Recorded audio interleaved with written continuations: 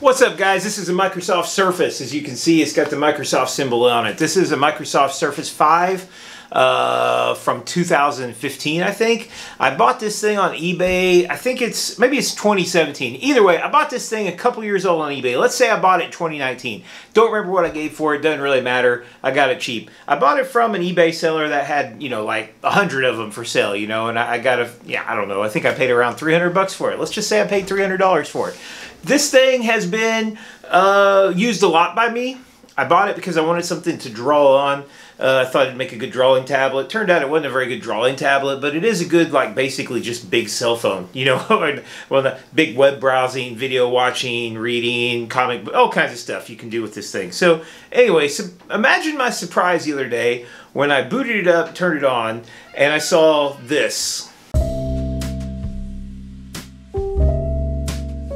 Mastercard, a $424 billion company, the top 20, one of the top, I think it's the 20th largest company, you know, corporation in the world. Mastercard had determined that my Microsoft Surface belonged to them.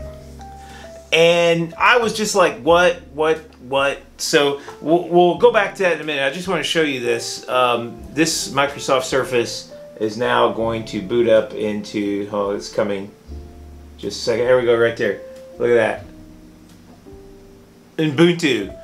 It is running Linux, which, there we go. It still boots with the Microsoft logo, and then it boots into Linux. The Microsoft Surface was a creation by Microsoft because they believed that the laptop companies out there weren't making a product that I guess was like worthy of all the wonderful features. We're running Linux. We got tablet location, the camera works, touch works.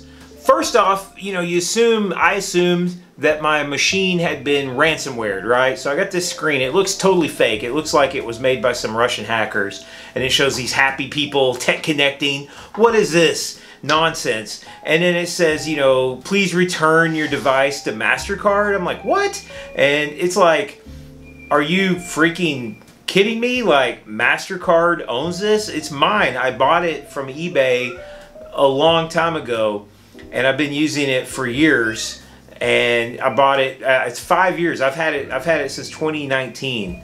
Shauna, quit! Okay, I did some research. There's a company called CompuTrace, and this wasn't easy to find. It took a lot of Google searching to figure this out.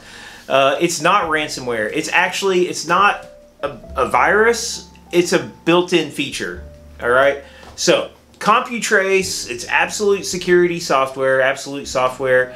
This software is basically built into the firmware, and it cannot be removed. It is always running, and it's essentially going to make sure that you don't actually own your computer that you bought.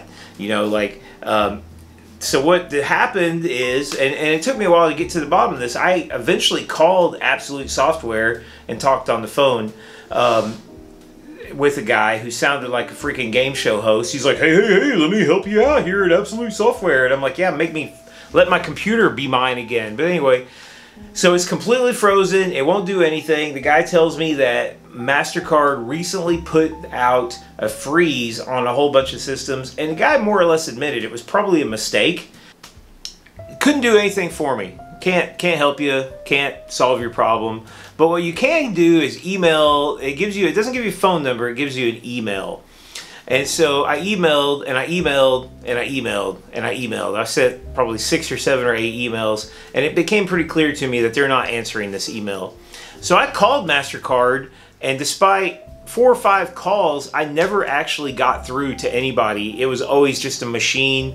Sorry, I just did a little editing, and I could see that my beauty light was causing a lot of glare on the glasses, so we'll fix that. Okay, so get to the point, the final thing here. Installing Linux on this was actually pretty easy, or at least it should have been. So apparently, I tried about 4 different distros. By the way, I don't know anything about Linux. Like, I don't really like Linux. I mean, I don't dislike it. I don't have anything against it. I'm not like a tech geek rebel type of guy. I really don't care. like I'm happy to just be a Microsoft slave. But not anymore, by the way, because I'm not going to buy another Linux. I'm sorry, I'm not going to buy another Surface ever again, because apparently, like I said, they put this, you can't turn it off. It's just there. There's not a setting for it in the BIOS or whatever it's called now. But anyway, so installing Linux on this thing was relatively easy if you know a little bit of computer stuff. And I fortunately know a little bit, enough just to barely get by. So I tried about 5 different distributions and they kept failing. They wouldn't boot, they wouldn't boot, they wouldn't boot.